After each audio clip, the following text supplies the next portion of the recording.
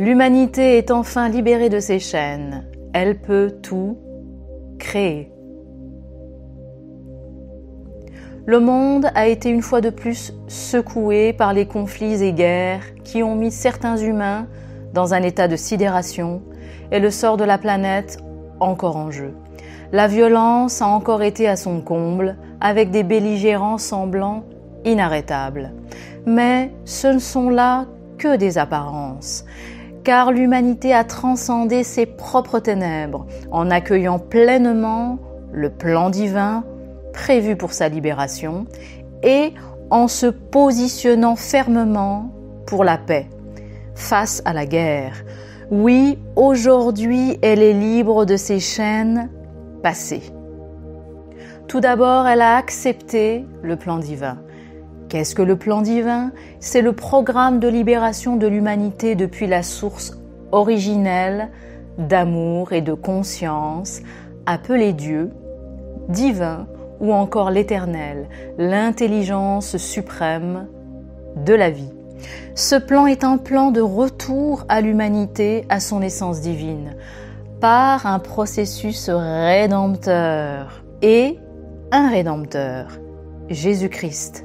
Le Christ, créateur de ce monde, du monde terrestre, est venu il y a 2000 ans environ prendre le karma de l'humanité qui s'est perdu dans ses ténèbres, le faire sien et le transformer en lumière, en amour et par amour, en recréant un chemin pour qu'elle puisse retrouver son essence divine. Le processus rédempteur, cette alchimie, est ainsi accessible à tout un chacun, simplement en faisant le choix de l'amour et de la conscience, de la lumière.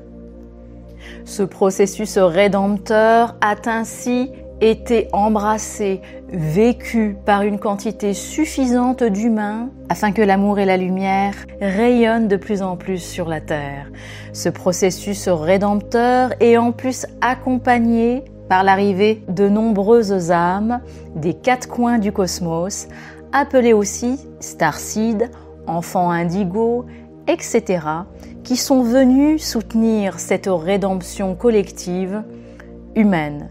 Ce plan divin, c'est aussi le soutien des familles célestes, des anges, des archanges, de l'armée céleste, par la neutralisation de l'ombre sur la terre et autour de la terre, afin de faciliter l'ascension de l'humanité, mais aussi de la terre elle-même.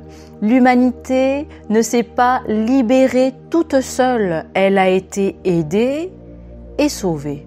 Le plan divin est ainsi un plan collectif extraordinaire entre le ciel et la terre, l'humanité et son Créateur.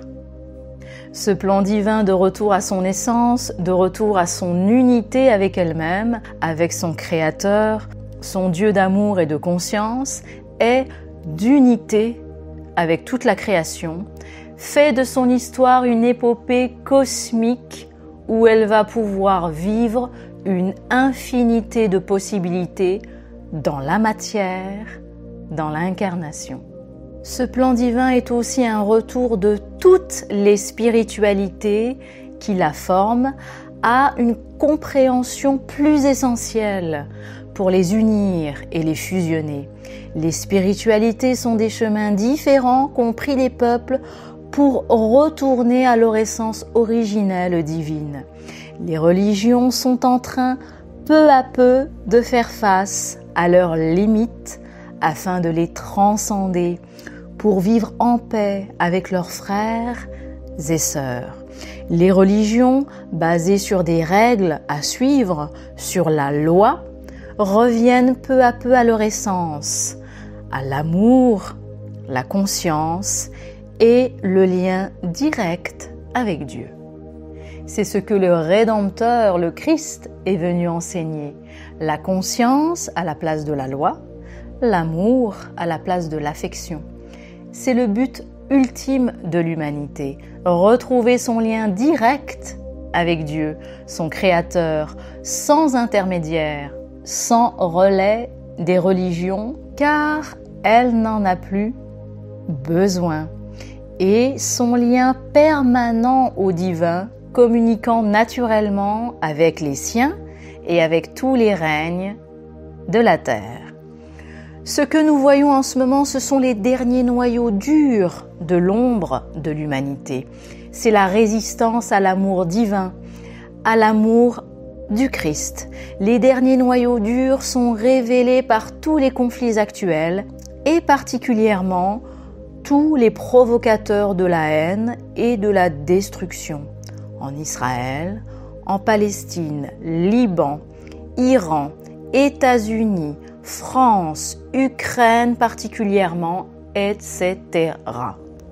La dernière offensive de l'Occident contre l'Orient, de sa domination sur le monde, un monde qui aspire à la souveraineté des peuples, un monde multipolaire, sans domination ni hégémonie quelconque. Comme la bataille entre le masculin et le féminin, l'Occident et l'Orient jouent leur dernière résistance à l'amour divin. Le jeu dominant-dominé entre Israéliens et Palestiniens, par exemple, est un appel à l'amour divin, ou en d'autres mots, au Christ et au lâcher-prise. L'intervention de l'Iran est une intervention divine aussi. L'Iran, un pays historique qui est là pour rappeler à Israël, au peuple hébreu, ses limites lorsqu'il sort de son essence, de l'ordre divin. Rien n'est dû au hasard. Tout se met en place pour démanteler les derniers noyaux durs de l'ombre et permettre à chaque humain de faire le choix de l'amour, de la paix, de l'unité, quelle que soit sa place dans le monde et sa religion. La dernière échéance mondiale dans ce choix de l'ombre ou de la lumière est l'élection américaine du prochain président.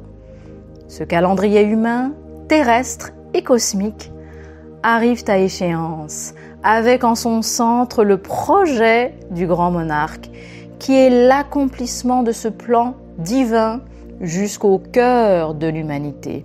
Le cœur qui permet d'unir l'Orient et l'Occident, le féminin et le masculin, toutes les spiritualités du monde, par le sacré cœur du Sauveur du monde, le Christ. C'est la mission de la France qui porte en elle-même les racines de la division, elle qui a rejeté l'amour, le Christ, en 1789. Elle porte, elle aussi, le programme de rédemption de l'humanité par les choix qu'elle a faits. Le grand monarque est un programme collectif de retour au divin, mais aussi un personnage qui porte l'empreinte du passé de la France, de l'humanité, et qui vient rétablir la justice divine. Il vient incarner la Trinité divine de la France, mais aussi la Trinité divine de l'humanité. Le grand monarque vient rétablir la justice pour lui-même, pour la France et pour l'humanité, portant le flambeau du collectif qui en a préparé le chemin. Il est le signal physique du basculement de la lumière sur les ténèbres et relancer l'échiquier mondial en faveur de la lumière pour que les peuples puissent reprendre leur destin en main dans l'unité, la paix et la justice divine. Car oui, aujourd'hui, l'humanité est libre de ses chaînes et peut manifester le royaume de Dieu sur la terre. Elle peut tout créer dans l'amour, la paix et la justice.